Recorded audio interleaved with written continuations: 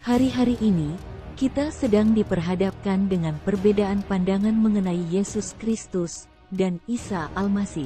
Dulu juga saya berpikir bahwa Yesus dan Isa adalah pribadi yang sama. Dan Yesus itu bukan Isa. Maksudnya sama itu dalam hal orang yang mau diacu, orang yang mau dibicarakan. Dalam aspek tertentu, saya juga mengakui bahwa itu memang sebuah gambaran yang berbeda tentang Yesus.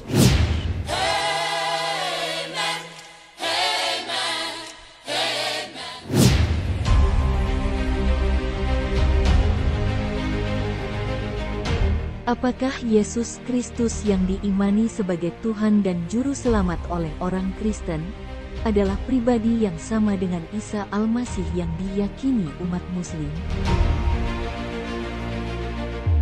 Apakah Yesus Kristus yang dikisahkan dalam Alkitab adalah pribadi yang sama dengan Isa Al-Masih yang ditulis oleh Quran?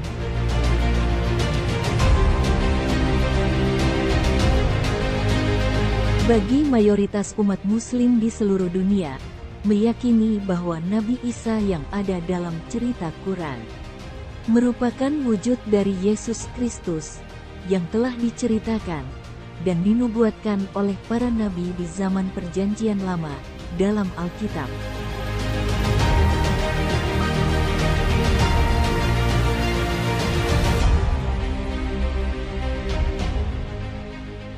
Tapi kalau kita mau jujur, dari kedua sumber di atas, sebenarnya terdapat perbedaan-perbedaan yang mendasar. Video ini akan memberikan pemaparan lugas, berdasarkan catatan-catatan kitab suci, masing-masing, baik dari Muslim, maupun dari Kristen. Nanti, dengan sendirinya, kita akan mengetahui perbedaan-perbedaan yang mendasar antara Yesus Kristus yang ada dalam Perjanjian Baru dengan Isa Al-Masih yang dikisahkan dalam Quran.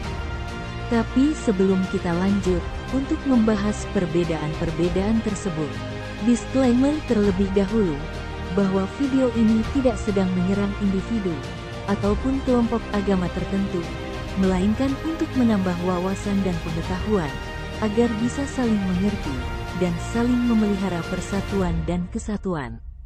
Karena perbedaan ini bukan berarti kita tidak boleh bersama. Sebagai bangsa Indonesia, kita memang punya latar belakang agama dan kepercayaan yang berbeda. Tapi bukan berarti kita tidak bisa bersama untuk membangun bangsa ini. Oke, sekian basa-basinya. Mari kita masuk lebih dalam lagi untuk melihat perbedaan-perbedaan tersebut. Perbedaan antara Isa dalam agama Islam dengan Yesus dalam agama Kristen yang pertama adalah 1. Dalam hal orang tuanya. Nama orang tua Isa dalam agama Islam adalah Maryam, dan Maryam dikisahkan tidak mempunyai suami. Quran tidak menyebut nama ayah Nabi Isa. Sebutan Isa putra Maryam juga tidak biasa, karena yang disebut biasanya adalah nama ayah, bukan nama ibu. Hal ini yang disampaikan oleh laman resmi www.merdeka.com, yang mengatakan bahwa Nabi Isa lahir tanpa seorang bapa. Sedangkan di dalam Alkitab, orang tua Yesus disebut secara jelas, terperinci, dan dilengkapi juga dengan silsilahnya. Yesus disebutkan adalah anak Yusuf dengan Maria, tetapi bukan anak biologis, karena status itu hanya anak secara hukum, sebab Yesus tidak lahir karena hubungan jasmani Yusuf dengan Maria, tetapi ia dikandung dari Roh Kudus. Sehingga orang Kristen meyakini bahwa Yesus adalah anak Allah. Tetapi ingat, sebutan anak Allah ini hanyalah soal pengistilahan. Ini bukan arti harafiah atau arti sesungguhnya. Bukan berarti kalau Yesus disebut anak Allah, berarti harus ada bapa dan ibunya. Tidak, bukan seperti itu. Contoh, sebagaimana kunci mempunyai anak kunci, tidak pernah ada istilah ibu kunci. Tangga mempunyai anak tangga, tidak pernah disebutkan adanya ibu tangga.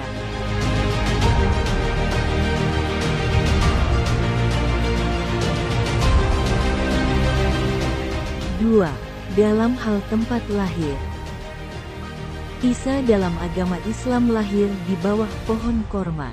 Dalam surah Maryam ayat 23, rasa sakit ketika akan melahirkan memaksanya bersandar pada pangkal pohon kurma itu. Sedangkan Yesus dalam agama Kristen lahir di dalam palungan atau tempat makan ternak, di dalam kandang domba, atau lebih tepatnya goa tempat binatang ternak dipelihara di sana. Lukas 2 ayat 12. Dan inilah tandanya bagimu, kamu akan menjumpai seorang bayi dibungkus dengan lampin dan terbaring di dalam palungan. Pada poin 3 sampai dengan 5, kita akan membahas mengenai doktrin atau ajaran tentang siapa itu Isa Al-Masih dan Yesus Kristus. Mari kita lanjutkan. 3. Dalam hal kedudukan ilahi. Dalam Islam, Isa Al-Masih dianggap sebagai nabi dan utusan Allah. Artinya, Isa Al-Masih adalah manusia biasa. Meskipun dalam Al-Quran disebutkan juga bahwa Nabi Isa bisa melakukan berbagai mujizat, bahkan ada beberapa yang sama sekali tidak pernah disebutkan dalam Alkitab. Seperti bisa berbicara saat masih bayi, kemudian membuat burung dari tanah.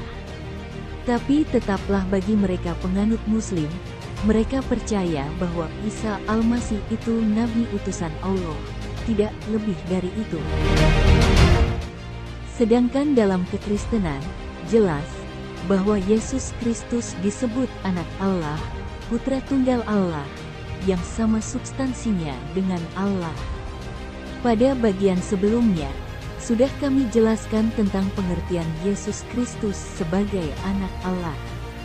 Yesus Kristus juga adalah salah satu person dari Tritunggal Allah, yaitu Bapa, Putra dan Roh Kudus.